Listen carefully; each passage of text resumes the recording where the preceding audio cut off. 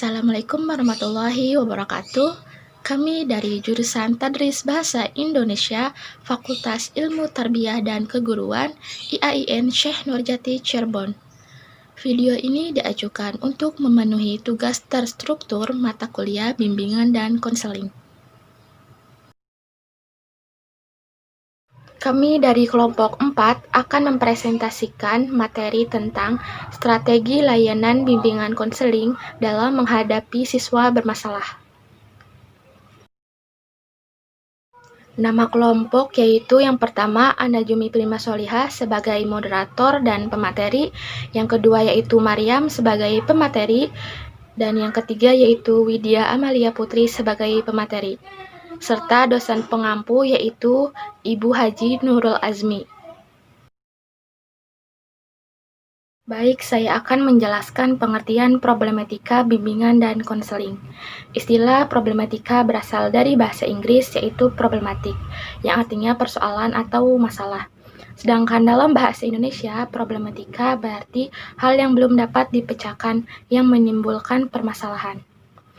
Adapun bimbingan dan konseling adalah proses bantuan atau pertolongan yang diberikan oleh pembimbing atau konselor kepada individu atau konseli melalui pertemuan tatap muka dan hubungan timbal balik antara keduanya agar konseli memiliki kemampuan atau kecakapan melihat dan menemukan masalahnya serta mampu memecahkan masalahnya sendiri.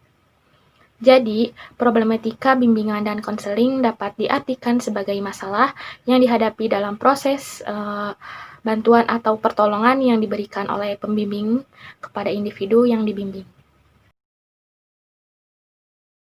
Perkenalkan, nama saya Maryam. Saya akan menjelaskan bagian B tentang macam-macam problematika bimbingan konseling di tingkat sekolah.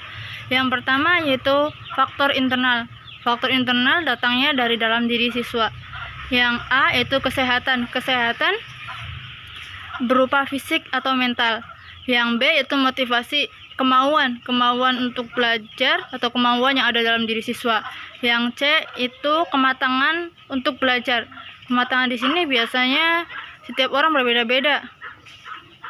Dan yang D itu usia. Usia setiap siswa yang biasanya masuki sekolah di usia belia, maka dia akan merasa kebingungan. Dan yang E yaitu jenis kelamin. Jenis kelamin yaitu antara laki-laki dan perempuan, kecepatan untuk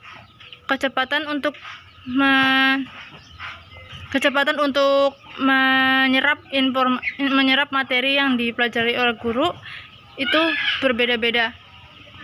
Yang F yaitu tentang latar belakang sosial. Latar belakang sosial ini biasanya dari cara pandang siswa tentang lingkungannya, baikkah atau buruk.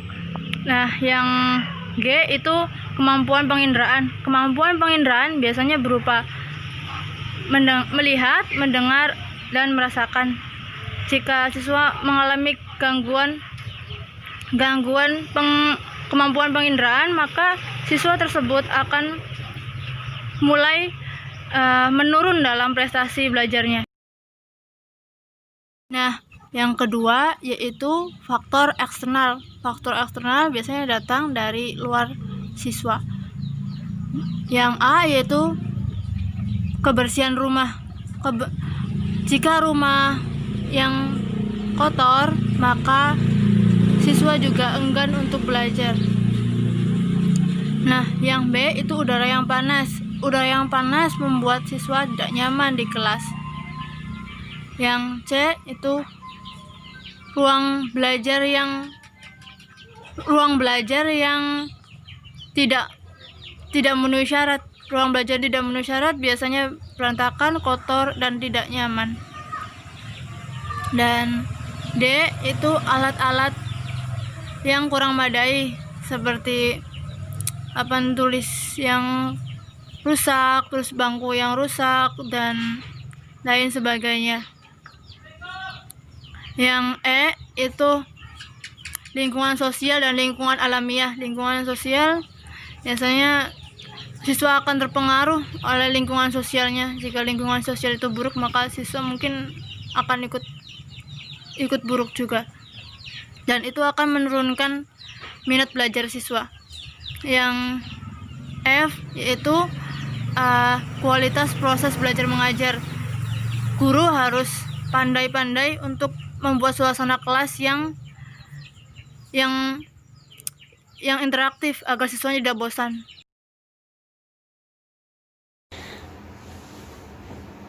Problematika BK yang terjadi di tingkat sekolah serta solusi problematika BK yang ideal. Di sini ada problematika internal. Yang A, BK berpusat pada masalah permukaan saja. Solusinya, konselor tidak boleh terpaku oleh masalah pertama yang disampaikan klien, namun mampu memahami masalah sebenarnya. Yang B, guru BK belum mampu mengembangkan profesionalitasnya. Solusinya dapat dilakukan dengan mengikuti seminar, workshop yang bisa menambah pengetahuan. Yang C, keterbatasan waktu dalam memberi layanan BK. Solusinya, konselor bisa melakukan bimbingan kelompok. Yang D, keterbatasan informasi yang diberikan dalam memberikan layanan BK. Solusinya, konselor bisa mencari referensi di buku, baik perpustakaan maupun internet. Yang E, kurangnya dukungan dari sistem yang ada di sekolah. Solusinya, konselor bisa menjalin komunikasi yang baik dengan pihak-pihak sekolah.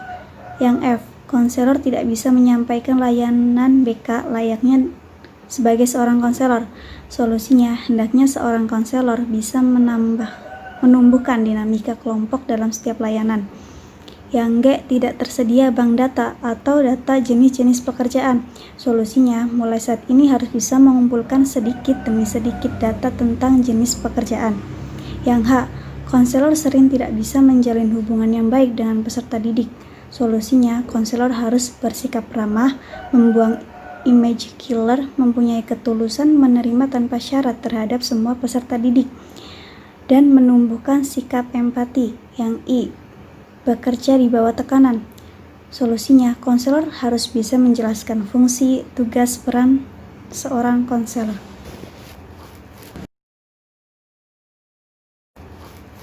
Berikutnya problematika eksternal. Yang A, ada konselor di sekolah dianggap sebagai polisi sekolah. Solusinya, konselor haruslah menjadi teman dan kepercayaan siswa, menjadi tempat pencurahan kepentingan siswa. Yang B, BK dianggap semata-mata sebagai proses pemberian nasihat. Solusinya, konselor harus bisa memahami teknik-teknik konseling. Yang C, BK hanya untuk orang yang bermasalah saja. Solusinya, konselor selalu mengamati semua siswa, baik yang memiliki masalah maupun yang tidak. Yang D, layanan BK dapat dilakukan oleh siapa saja. Solusinya, BK itu dilaksanakan berdasarkan prinsip keilmuan, dengan kata lain secara profesional. Salah satu ciri keprofesionalan adalah dilakukan oleh orang-orang yang ahli dalam bidang tersebut. Dari materi yang telah disampaikan, dapat disimpulkan bahwa bimbingan dan konseling yang melibatkan lembaga konseling ini tentu tidak lepas dari pengaruh dinamisasi ruang dan waktu kehidupan yang senantiasa menawarkan perubahan. Oleh karenanya, agar bimbingan dan konseling ini senantiasa efektif dan berkembang lebih baik, maka problematika dan alternatif pemecahan yang ada dalam konseling tersebut harus senantiasa diaplikasikan. Sekian dari kami, kurangnya mohon maaf. Wassalamualaikum warahmatullahi wabarakatuh.